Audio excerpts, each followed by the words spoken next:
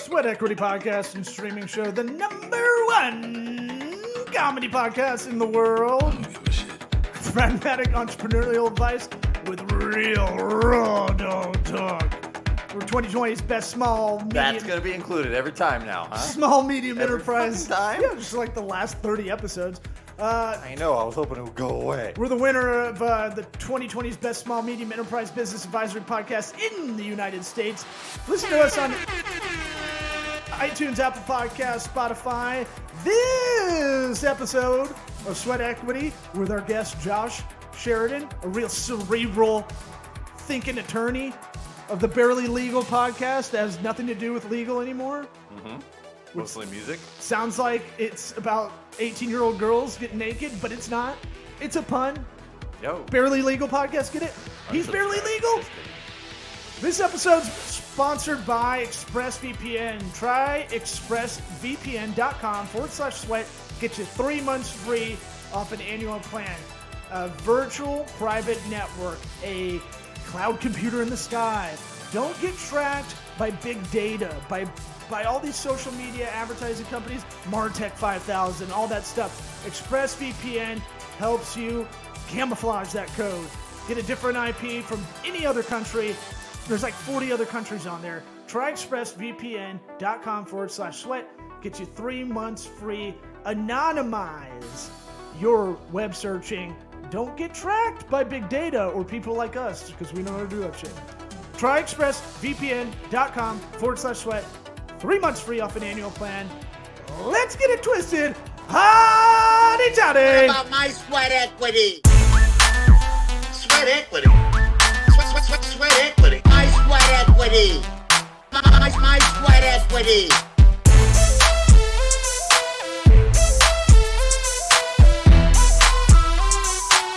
What about my sweat equity? And also on brand, a huge thunderclap just went by. Lightning capital of the world, for people that don't know that. That's our cool identity. Your city doesn't have an identity when that's your identity. So you're Laugh at yourself. Yeah, like we don't have a space needle. We have the longest unbroken sidewalk in the world. That's pretty cool. That's not that great. That's cool. a cool I sidewalk. can rollerblade backwards all the way on. Yes. Backwards state, guys. That's a challenge. There's a lot of, between that and I grew up in St. Pete, and so who's on the Jack Kerouac had his house over there, and Jim Morrison went to St. Pete High, and Angela Bassett, Bobby Joe Long, okay. Eileen Mornos. We have Eileen Mornos. You threw that in real quick. One of my good friends was the attorney for both Bobby Joe Long and Eileen Mornos, who were two of the biggest serial killers on the bench. So, whoa, wow, yeah. What, Delman Young, Elijah Dukes? I'm grasping at straws. So we met a while back through your cousin and one of my best friends from college, Katie, and right next door we used to share a wall for a townhome in Ross Park in Auburn, and then I'd see her roommate and Ronnie Brown talking at like 3 a.m. and I'm like, oh man, he's plowing Katie's friend or roommate. She couldn't get Nice. Cadillac, huh? Yeah, well, right. he may have been hitting the other roommate. Okay. But we met a while back. You're a funny dude. I remember talking to you. And then I think you were working for a firm. Now you have your own, correct? I've never worked for another firm. The only other place I've worked is I was a prosecutor over in Pinellas County for 3 years. And so when I left there, I went out on my own. And I've at various points had different partnerships. But after I left the state, I hung my own shingle and haven't looked back. So tell us about that entrepreneurial route, because that is, I find the small law firm kind of fascinating, and the fact that most attorneys sometimes can't grasp with the business side of everything. Did you go solo first and then get in a partnership? I did, and I had no business doing it. There's no good argument for what I did. There was no real intention behind it. It was kind of a blind leap, and I even did it within a few months of getting married and moving out of the house that I was in. So I kind of just That's not figured I'd do it stressful. all at once. And I mean, it's not been easy, but if you've got the fortitude to just kind of not quit, at some point when you look back, you can see progress was made, even if it doesn't feel like you're making it at the time. So, there's been I mean, that's what they say about Pete Holmes says about stand up. It's like, it's the same thing with entrepreneurship. It's like when you first start doing stand up, you have to have a little delusions of grandeur because you're terrible, but you're like, this is getting better. I'm getting better. Right. These open mic crowds are, they're No, starting you're to feel right. me It's out. the same thing. And it's the same thing when you take that leap of faith to do your own thing. You have to kind of know, you have to be confident in what your skills are, or at least like in yourself. Well, it's funny you mentioned Pete Holmes. I have two comedians that I have taken life advice from, not directly, but actually hearing them on podcasts, and you're going to laugh at the two of them. One is Sarah Silverman, which no problem there, but the other one was Louis C.K. And obviously, I'll take advice from him. He's my favorite. Well, comic. he took a different path, Not but in he's everything, but yeah. Well, he would talk about you don't have to be amazing, you just have to be better than, the lower half of the next guys in line, and just kind of keep at it. And after a period of time, kind of the people who don't hang in there fall off, and that's where your longevity comes. I think he said it much more eloquently than that, but it was something along those lines. And then Sarah Silverman said, we look at our future through a pinprick. We only see a very small percentage of what the future holds for us. So don't get too up or down based on what you can see, because there's so many more surprises out there for you. So, I mean, I would have never guessed in 2005 when I left the state that I would have 13 people here, that I'd have 7 attorneys, that we would be taking cases all throughout the state. I mean, it's a modest achievement in the world of attorneys, but it's definitely a big leap from where I was 16 years ago. Yeah, and there's no better, like, when and we started talking, DMing each other, because I saw your post talking about this growth you're having with your law firm, and I was like, that's great. That's always a good thing. It's good that you're sharing that stuff and kind of proud of it. And there's no better like appreciation day when you get to like these certain levels. Like I think you hired a few attorneys in one fell swoop. How did COVID affect y'all's firm? And how'd you get out of that? Can we curse on this show, or is it clean? Are you serious? Please do. Yeah. All right. So it scared the shit out of me originally. Like I didn't know what was happening, and all of the accountants and financial platters were talking to us about the payroll protection, and you got to do this, and if you're going to have these slow months, and I don't say this with joy, but it probably wouldn't surprise you to learn that COVID increased the volume of family law cases out there. So either between people having to spend all day, every day in their house with each other, or maybe families who were living in 2 different states not wanting to send their children on a plane to another state because of COVID. There were all these new issues in family law that hadn't been foreseen before or hadn't come up before. So luckily our phone was ringing off the hook. Obviously I don't want people to have acrimony in their family life, but from a service provider perspective, COVID was one of the best things that ever happened to us on a business level. So you had probably that. I mean, look, I technically was divorced in the COVID era. Eric's going through it. Yeah. And most of the gluttony Sure didn't help. But yeah, mine was a dark comedy because I moved in with my ex because I was in a high rise in downtown to watch the kids when we were like, well, this is the smarter move. And then I found myself getting yelled at for like not washing the dishes or something. And I was like, what am I doing here? Like, right. I don't need to be here. I don't care about them going in hallways. I already put masks on them, And so no comment. But look, it's over now. I mean, but no biggie. But it's one of those things where it was like that is like I I was put in that position of a lot of friends I knew that were going through pre-separation because they hadn't spent that much time around each other. Yeah. Well, Is, maybe don't. Well, yet another Louis C.K. ism is he said no good marriages end in divorce. So I think there were a lot of people who were on the precipice of doing it, and that just kind of sped things up for them. So there was that, and and then Rick Scott and now DeSantis, they're always playing with getting rid of permanent alimony, which when that happens, there's going to be another floodgate opening of people coming back in to try and get their alimony terminated or at least made finite. what do you mean? Like an example? Like It means like for the rest of your life, you get alimony. like So, people get alimony Florida, like perpetuity, like just forever. If you're married for 17 years in Florida, depending on some other factors under the statute, the court can order permanent periodic alimony, which is spousal maintenance for the rest of the life of the receiving spouse or of the paying spouse, depending on whether or not there's a life insurance policy. But one of the problems that was happening a lot is people are getting married pretty young. Say they get married at 19 or 20, and they're married for 17 years.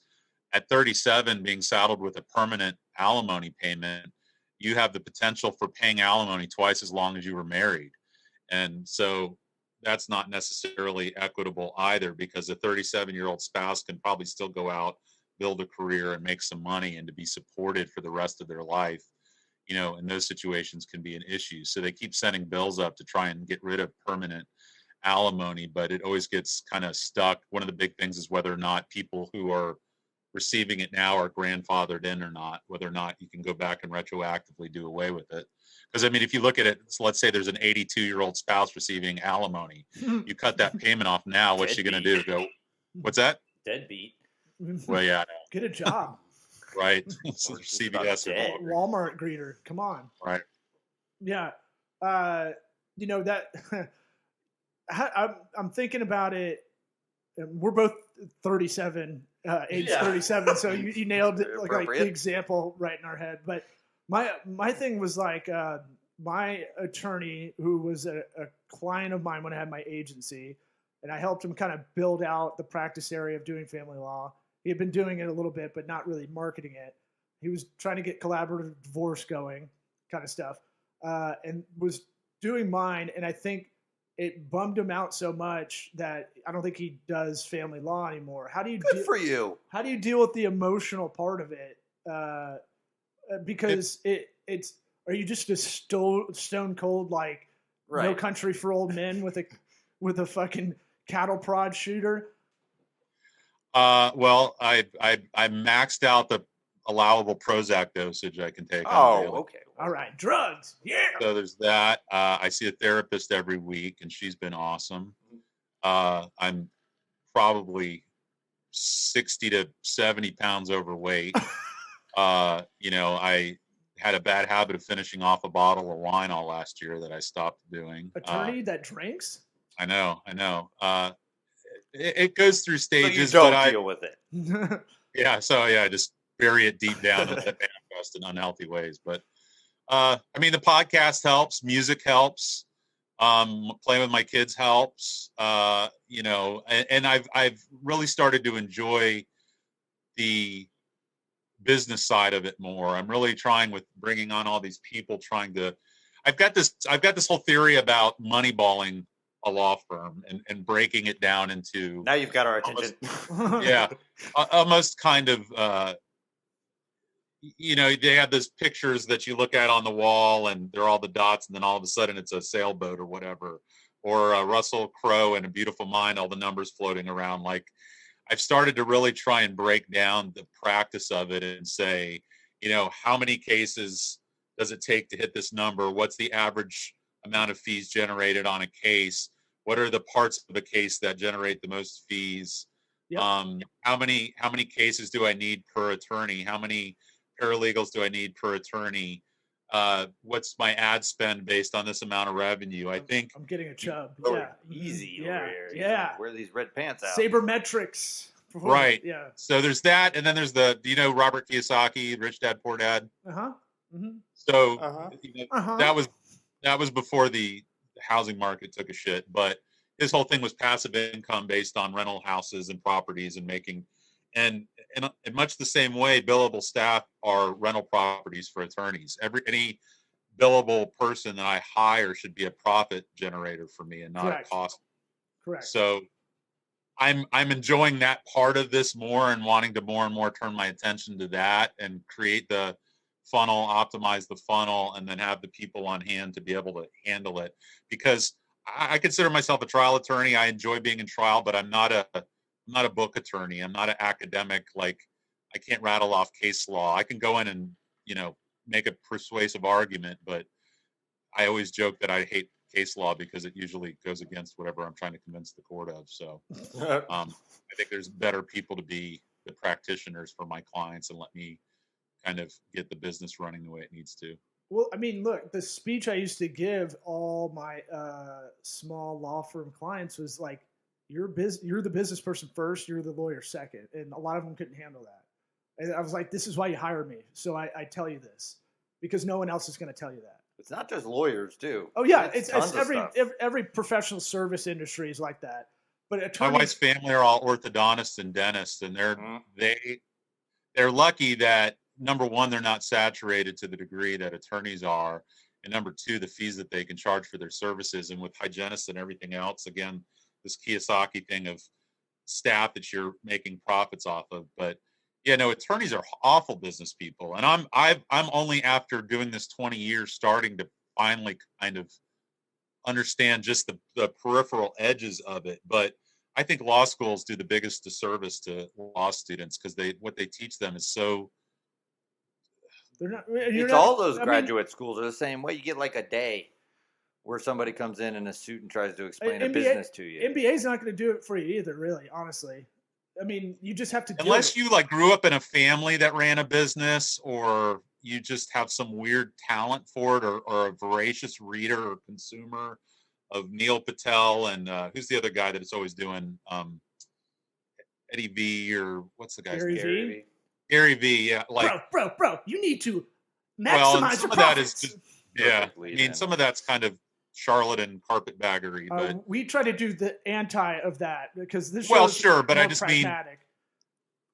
mean, most attorneys can't get out of their own way. They're so worried about their hearing tomorrow, or they're so worried about their trial next month that they never take an hour to look at, how much am I spending? How much am I making? Is what I'm spending in line with what I'm making? It's the E-myth. That's the thing of not getting you get the entrepreneur that gets in their own way. You always have to calibrate yourself, know what you don't know where you need to work on stuff, and figure out eventually, like, do I need to cut bait on me trying to figure this out, or do I need to outsource, bring someone full-time in to help me with this? That's the part where I think a lot of attorneys don't really assess really well. They're very good about doing it for other people, but not for themselves. Well, most of the time, they're the smartest people in the room are close to, so like it's hard to like take that step back and understand they're not business minded. Yeah, I mean, because attorneys have the biggest chips on their shoulders, have the biggest egos. I mean, I don't like attorneys. I don't like judges. I don't hang out with attorneys. I pretty much dislike almost every judge that I'm in front of. And I think from a personality perspective, it's not a good look. I like attorneys because they got opinions. They don't, I mean, like, even if they don't believe in them. That's why I hang out with a lot of them. I don't know. I find it. You like that about somebody? Yeah, I don't argue for fun. No, but I like some. I don't like it. I don't like people that limp into life. And so, like, there's a lot of people that are like, "Why do you even think about that?" I'm like, I don't know. Like, you don't have no opinion on how Big Daddy Donnie T is the best president we've ever had. I don't know. Just say you come across like a dick if you're going to take. I know. And what's your side? I'll take the opposite. And let's talk about it. And look, I get called out for being a dick because I have that contrarian logic that a lot of attorneys have. That you'll see kind of both sides of an argument at the same time. And just because you might have ADHD and bored, or just because you're like, I've been thinking about this theory, let me throw this out at you. Almost all the time, all my attorney friends will at least throw something back. They'll at least play a game of mental tennis with you. But I feel like there's a generation of punk rocker kind of style attorneys like Josh here that are not like a big. They don't love they don't get a boner out of the reverence of it all. Like you don't want the leather couch with the dark wood and I'm just saying that if you have an opinion, that's fine. If it is the opposite, I'm just saying if you're just bringing up the opposite just to be to have a conversation. That's annoying. You're being a dick. Right. That's what I'm saying. That's annoying. That's like shit you do when you're middle school and high school for sure. Yeah. Well, I think what it means to be an attorney has changed over the last 30 or 40 years. I mean, I think it used to be like what you're talking about, where it was this hallowed, achievement, and it came with a lot of deference and respect. But, I say all the time, if they let me be an attorney, I've got zero respect for anybody else. If I was able to do it, then you shouldn't be too proud about it. So, yeah, well. What a weird backhanded compliment slash slap. Well, in the face. I always joke. I can't tell if I'm the dumbest or the smartest person in the room at any given time. I never seem to be in harmony with the rest of the room, and I don't know if it's because I'm operating beneath or above or whatever. Do you really rank yourself? Like I do. Do you really? Hence the Prozac. Oh God, yes. Really? Constantly. Yeah. That's I wish I did. How Asians rank each other when All right. another Asian walks in the room. They're like, are they Vietnamese? They're lower than me. Yeah. That kind of shit. I worry about it a lot, and I don't know why. How are you ranking up this conversation between the three of us? Yeah. What's the power rankings? Yeah, let's hear Your it. beard's number You're one. doing it. I know you're thinking about I'm it. a distant fifth behind you two. Okay. Well, I think your humility probably makes you a lot better if you can kind of hone that with the business side of everything. Go, and a lot of people try to go, I need some advanced kind of whatever. I think the more I think about entrepreneurship, like where you're at and where I failed, is like I didn't calibrate myself. I let my own shit get in the way personally, and like I chased after bad clients that I shouldn't have. I should have just stuck to the script I knew that worked, kind of thing. You're specifically talking about yourself? Well, for that scenario, yeah. And what? Well, I mean, but you're also not at the end of your book yet. No, I know, and it's interesting you brought up the Sarah Silverman thing because that's kind of how I think about it right now. Like, right now, I'm a corporate man. I'm an entrepreneur, all that stuff, and I'm satisfied with it. I'm content with it right now. I think there's right now. There's growth within the company I'm with to do a lot of stuff, and it's pretty much what I was doing before. My thing was, was it my ego that wouldn't let it go, or was it my ego that I didn't push hard enough to make it run when I knew I could have? There's a lot of things I'm going to question, and there's a lot of stuff I look at now going forward where I go, okay, I have to learn something from that whole experience, right? Because I never want to get back to where I was. Do you still actually question that? You actually think about that? Like, did I do this right or that wrong? Sure. Really? Yeah. Huh. Well, I don't have a I can't fail kind of thing, but I do have I could have handled this a lot of different ways. Sure, self-improvement. All right. Only because I want the symptom to be, or I want the effect to be of those thoughts. Like, why do we learn history so we never repeat it? Kind of thing. I gotcha. Yeah, well, my problem and what I worked on a lot with the therapist and what the Prozac helped me with was I would never be able to put that down. I would always carry that, and in the aggregate, as you start to think about not even actual failures, but perceived failures, as you stack those up and you can't put any of them down, it becomes this cross that you're carrying with you that if you don't figure out a way to deal with it can crush you. So creating space in my bandwidth to just be okay with things and say, I don't have to be the best at everything. I don't have to win at everything. Every choice I make doesn't have to be the most prudent one. So I lost my dad in 2018. I lost my mom in 2019. And that's really where my anxiety and kind of depression came to a head. And then that got me from the therapy to the medicine. And, I have no background in comedy, but I'm a huge comedy fan. I've probably listened to every one of Mark Maron's podcasts. that was the reason I started my podcast and why the template is very much the same as his. And I remember so much in the early days him talking to comedians who were afraid of taking medicine because they were worried it was going to dull their edge, or they were going to lose their sense of humor, or somehow they were going to be less than. Yeah. And so I worried about that with myself. You know, I appreciate my sense of humor. I appreciate my outlook. I appreciate my kind of, you mentioned, an anti-establishment way. And I was worried that I would become a zombie or a robot, and it didn't happen. It just, over time, all of a sudden I noticed when I woke up, I didn't feel like the weight of the world was on my chest, and all these, you know, post ops that I did on decisions that I made went away. And I was like, fuck it. It's a new day.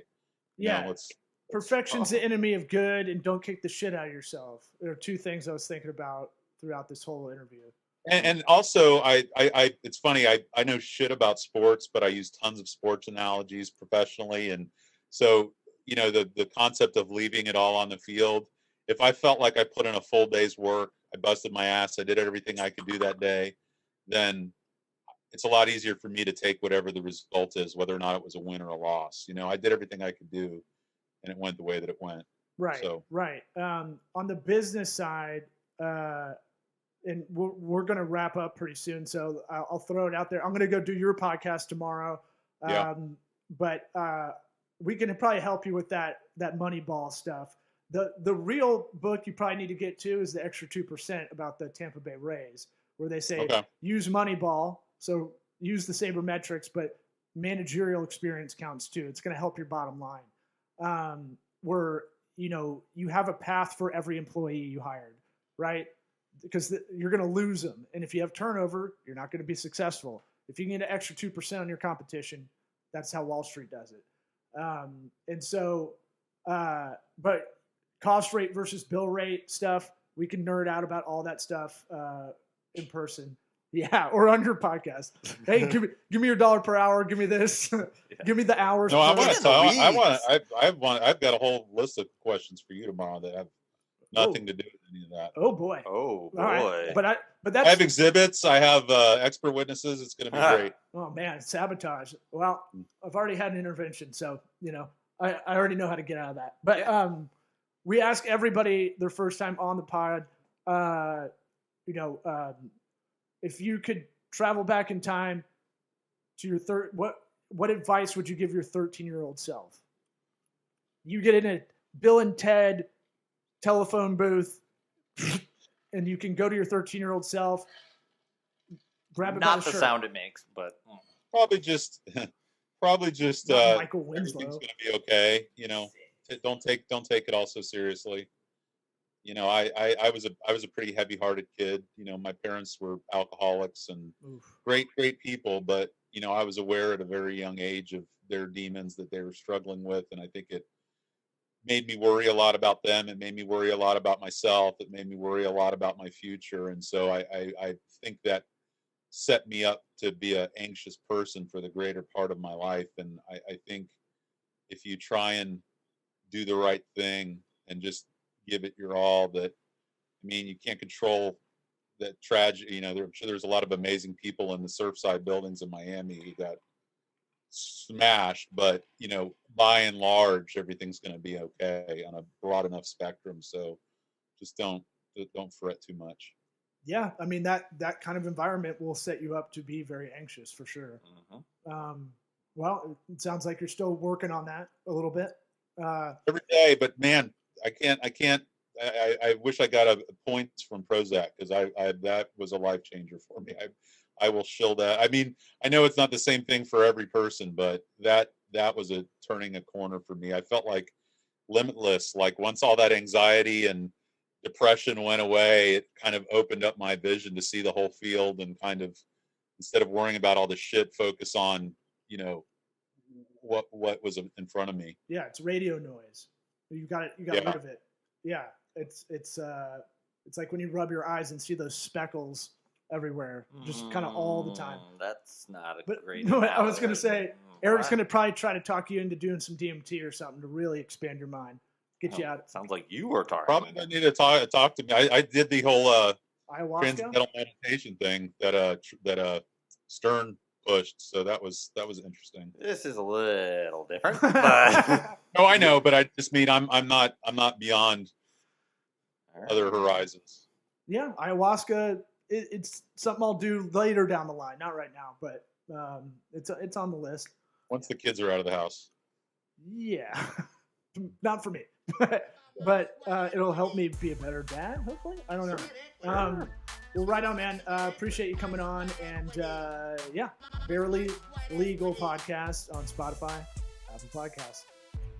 Appreciate it. Thank you so much for having me on. It was an honor. thanks, man. All right, See you ya. guys have a good. I'll see you tomorrow. Yeah. Equity.